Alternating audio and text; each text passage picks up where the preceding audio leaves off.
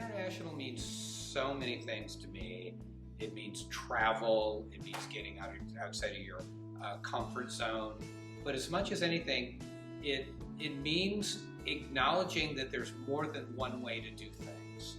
And, whether it's different languages or eating different things or different ways of greeting people, all those things are okay. And it's a very American thing to think in terms of well, we don't do it that way, so it must be wrong. But the truth is it's almost never wrong.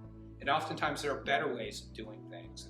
And by traveling and exposing yourself to people from international cultures, you get the opportunity to learn those things every single time. So I teach every few years I teach a master's level international communication class.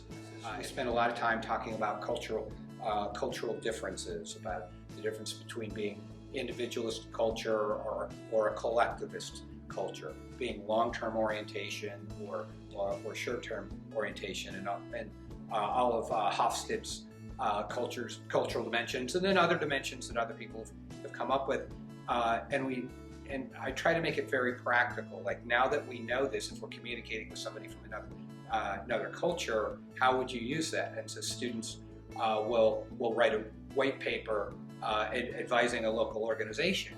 And actually, I'll back up, and this is a little embarrassing, but I'll say that I'm in my 50s, and I'm only on my second passport. I was 40 before I got a passport, and this little blue book is now my most valued possession.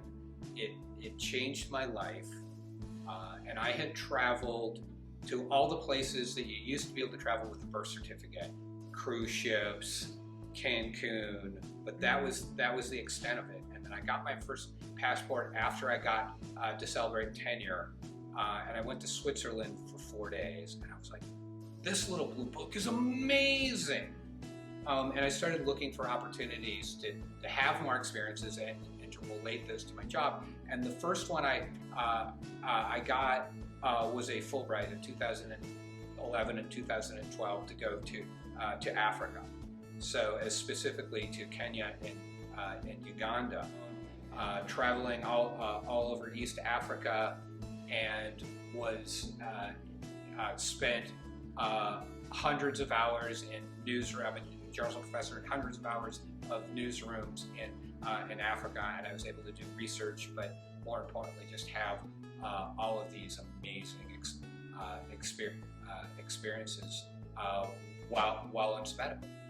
The next one was about a year and a half after that. I was in a faculty exchange at Bournemouth University, where I got to teach and do lots of amazing things, including spending 6 days in northern France on my bicycle, never sure where I was going to sleep until I got there. And then the last experience, I was a short 3 or 4 day exchange in Argentina.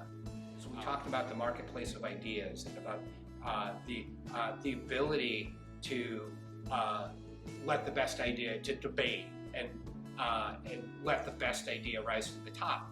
And I had somebody come up to me afterwards and say, the problem with our culture is we don't know how to debate. We go straight to screaming at one another. And so this is something that pre-pandemic we were talking about, perhaps bringing the members of the UCF debate team down to do some coaching on debate.